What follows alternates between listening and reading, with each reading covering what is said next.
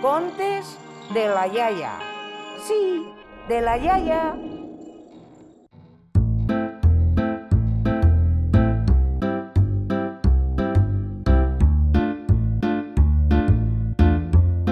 Quan les iaies eren barbudes i les granotes peludes, això va ser fa molt de temps.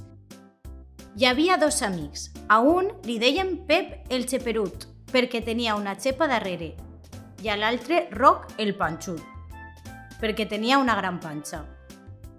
Pepet el Xeperut i Roc el Panxut anaven a la taverna de Ximo el Taverner, que era com un bar. En eixir de la taverna, un home molt pobret els va parar i els va dir: Em podríeu convidar a sopar, que tinc molta fam. I Pepet va dir: Sí, home, clar que sí. Entre dins de la taverna i el convidarem. Van entrar dins, el van convidar i després de sopar li ho van agrair. I quan ja estava a punt d'anar-se, l'home digué: Escolteu, Pepet i Roc, voleu que la xepa i la panxorra vos desaparega? Sí! Això com va ser? Com m'heu ajudat, vos diré un secret molt ben guardat. Heu d'anar a la cova de la Galera. Sí, jo conec eixa cova. Està molt proper d'ací. Puix davant de la cova, en les nits de lluna plena es fan aquelarres. A què? Això què és? Aquelarres, que són festes de bruixes. L'home se n'anà i es van quedar Pepet i Roc mirant-se. Roc s'oblidà, però Pepet va esperar a que fora nit de lluna plena, redona com un formatge, i se n'anà a la cova de la Galera. Portava un entrepà.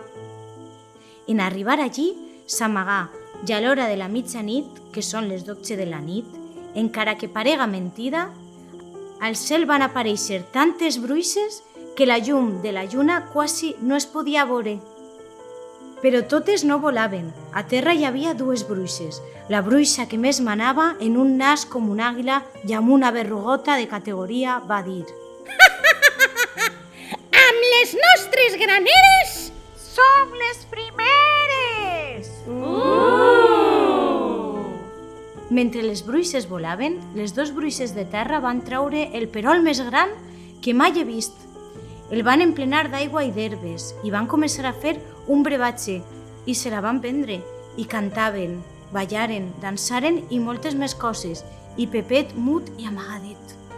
I en això que a les 3 de la matinada exactament, quan la lluna ja es girava per darrere de la muntanya, començà la cançó d'acomiadament, la qual les bruixes cantaven així.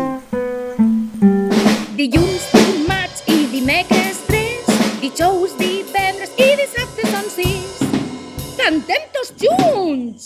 Dilluns, dimarts i dimecres 3, dijous, divendres i dissabte són 6. Dilluns, dimarts i dimecres 3, dijous, divendres i dissabte són 6. I diumenge...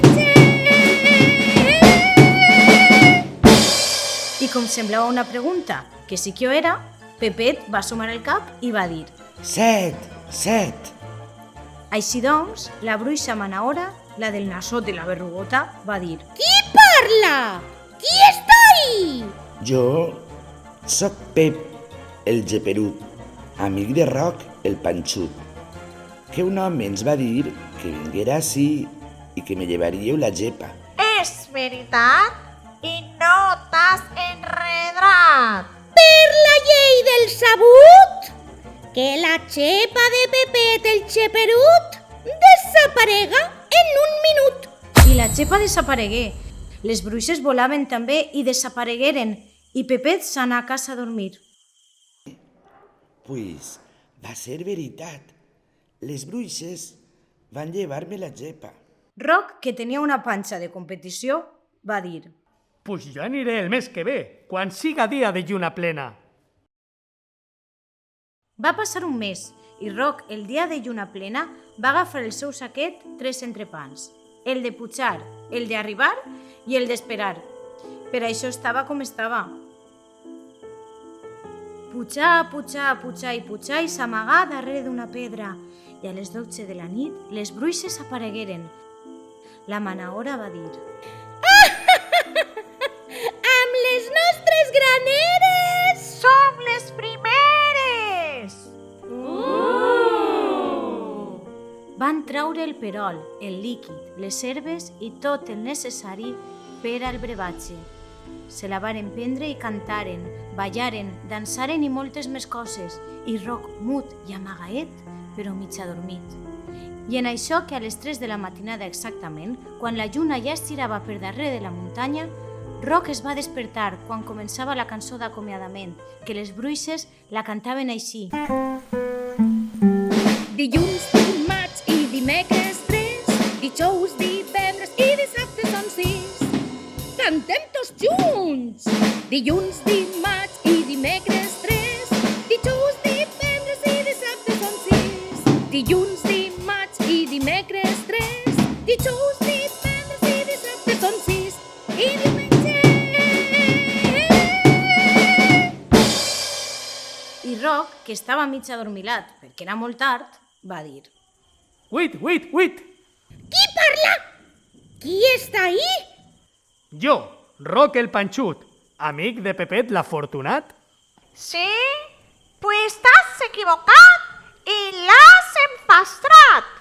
Per la llei del sabut, que la xepa que fa una setmana li llevaren a Pepet el xeperut, li la col·loquen a Roc el Panxut. I el pobre Roc, amb la panxa i la xepa, baixà al poble, però amb tan bona fortuna que la xepa que li posaren li baixà la panxa i es feu un xicot quadrat. I com el conte acaba quadrat, el conte ja s'ha acabat. Xivilín, xivilant, per la ximenella s'ha escapat.